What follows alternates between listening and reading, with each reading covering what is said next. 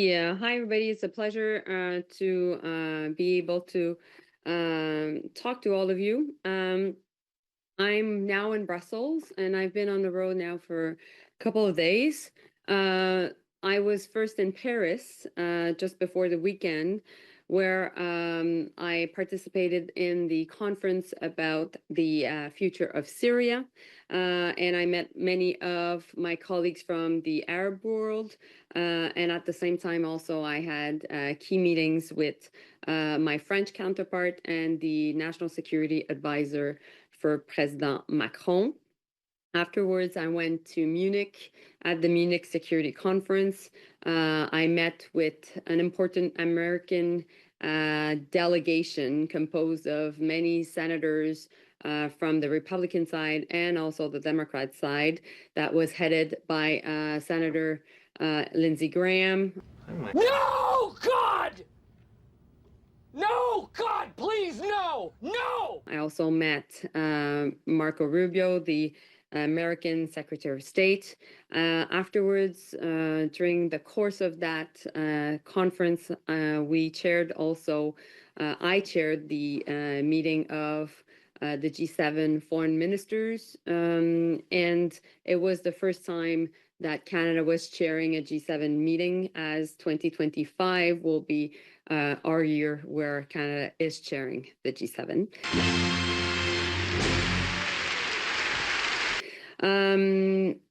And I can answer any questions regarding that as well. I also had many discussions on tariffs, on Arctic security, and on the Middle East. And of course, we talked about the security of Europe and particularly of Ukraine. And also, I had the opportunity to meet with the Ukrainian foreign minister. Now, here in Brussels, I've had the chance also to meet with the High Representative for the European Union, Kaja Kallas. I met also with the President of the European Parliament, Roberta Metsola. And finally, also this morning, I met with the Secretary General of NATO, Mark Rutte. And now, tonight, I will be heading to South Africa, as all ministers from the G20 will be meeting in Johannesburg. And as chair of the G7, it is important for me and for Canada to be at that table. Hi, Minister. Thanks so much for taking our questions. I want to ask you about the Africa strategy. We have some stakeholders telling us that the strategy is going to be released this week, but they say it doesn't have significant spending because of prorogation. And I'm wondering if you could confirm whether the strategy is being released this week and how the funding will compare with the Indo-Pacific strategy, which had $2.3 billion. First and foremost, when we will be launching the African strategy, you will be the first one to know. And so that would be the first part of my answer. Second part of my answer would be, when it comes to Africa, we've been investing more than $4 billion. It can't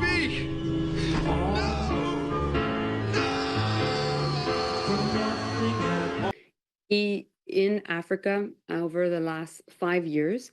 Canada is present and will continue to be present.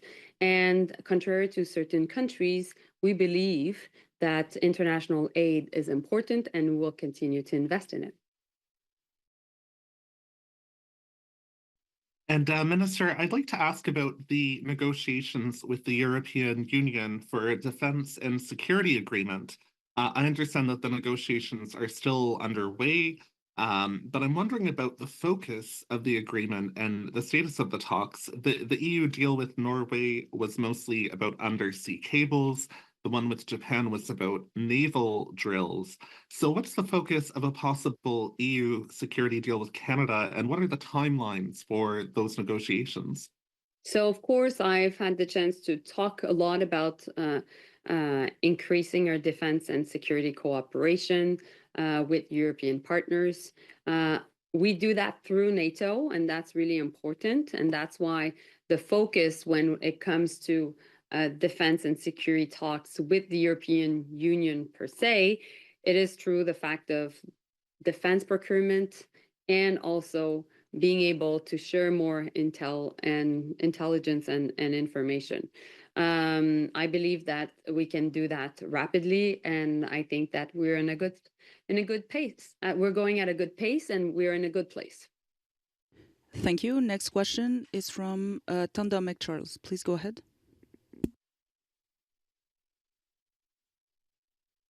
Hi, Minister. Hi, Tanda. Can you talk about why Canada's international allies have not been speaking up to oppose the U.S. 51st state talk? If you asked them to speak up publicly, or if you had, or if you got an explanation from any of them about why they're radio silent? I must say that based on my conversations with many European colleagues, many of them are not necessarily completely aware of what is going on, first in the US and second in Canada. Every country in the world is looking at its own reality, and Europe has its own challenges. But I think that we have had very productive meetings over the past week. It was necessary for me to be in Europe to tell them exactly what's going on, to make sure that we would coordinate on any form of response to tariffs, and that we would be together defending our national security and sovereignty. And in that context, I think that it was a wake-up call for Europeans to hear what we're going through. And also, I think that the Munich Security Conference over the weekend was also a pivotal moment for Europeans. Finally! Based on the conversation that the American administration is having directly with Russia. In terms of your meetings with both Marco Rubio and the British government, I'm curious, since Keir Starmer's going to the US this week, did you convey to your British counterpart any desire to have King Charles speak up on this matter?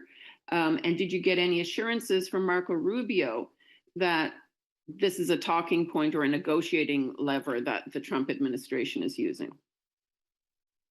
I just want to understand your last question. What are the end of your question? What are you asking exactly? That So, Marco Rubio So in the is... first, you had meetings with Britain and the American representatives there. I'm wondering, given Keir Starmer is going to Washington, did you ask for any intervention by King Charles? And as you spoke to Marco Rubio, did you get any assurance from him that the 51st state talk is a leverage or negotiating tactic? Okay, I understand.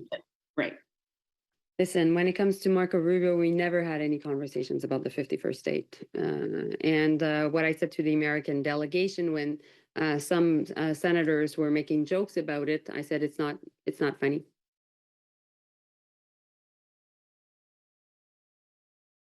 And this is a question of respect of our country, respect of our leaders, and respect of our people. And I always answer the same thing, which is we will be the best neighbor, the best allies, but we will never be a state and we'll never be a colony. And, you just have to look at a hockey game against any American hockey club right now and see how much Canadians have rallied up around the flag and how much there is a sense of patriotism and of very strong national identity across the country.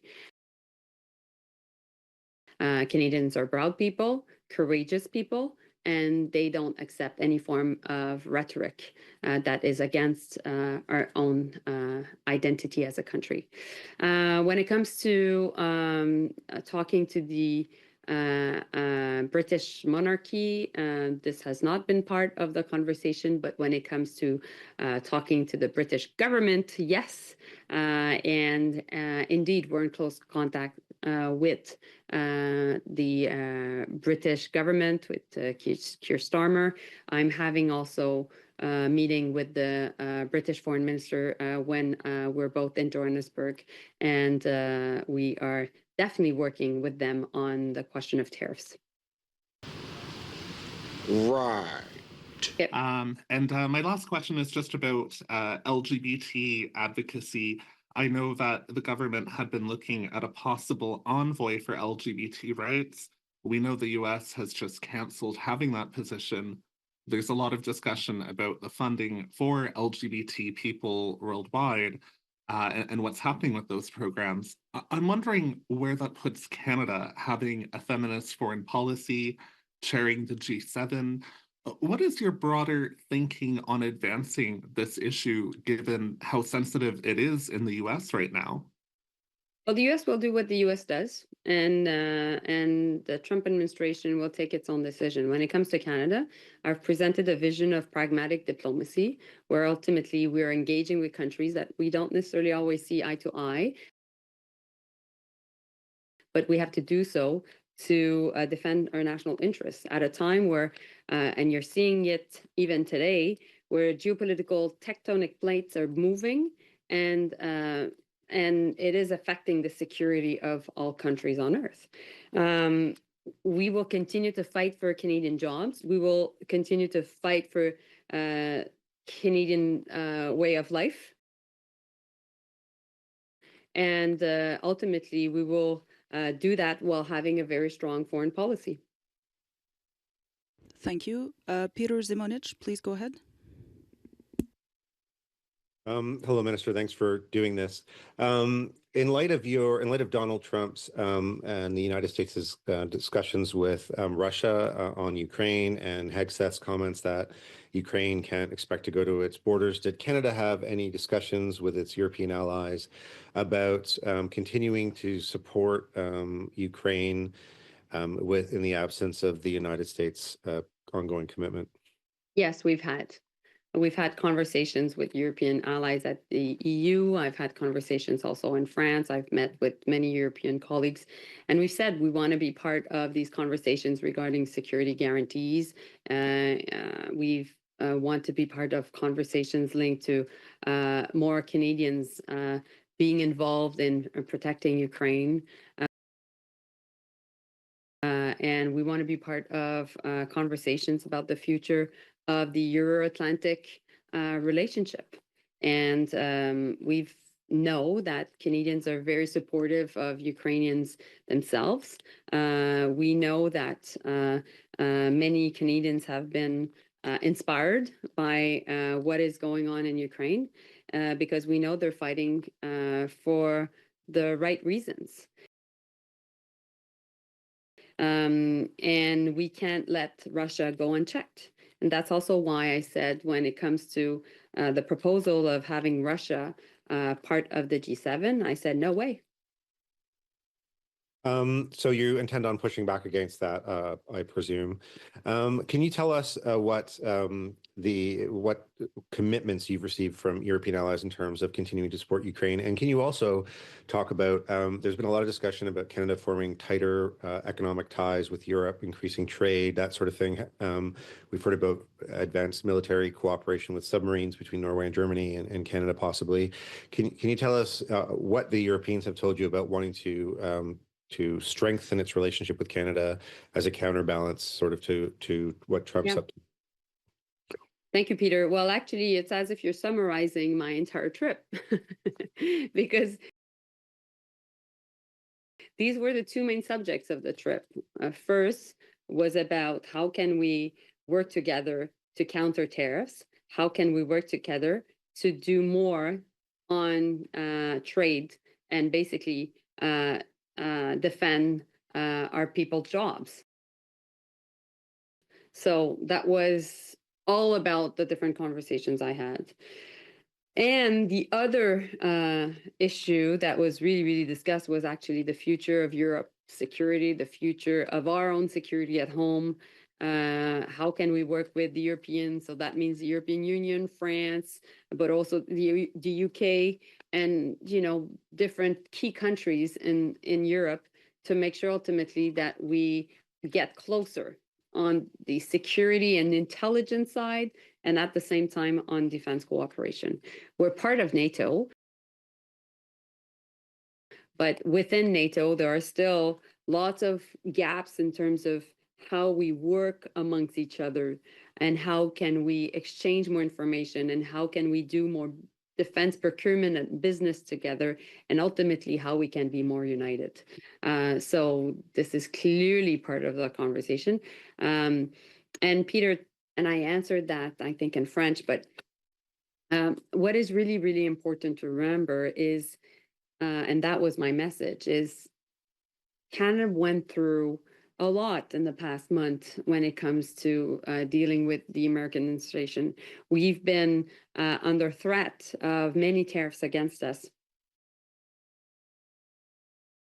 And we're the canary in the coal mine. And at the same time, we're the biggest trading partner, the biggest client of the United States. We buy more from the US than China, Japan, the UK, and France. And so we have really power over and leverages over the Americans.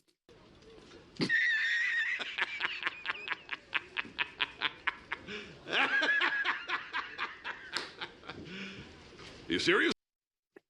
At the same time, I don't think Europeans understood what was really happening and the impacts of the new administration in Washington on American people and the world. And my job was to explain what was going on and to tell them that it's coming. And so that's why I think it was a very impactful meeting.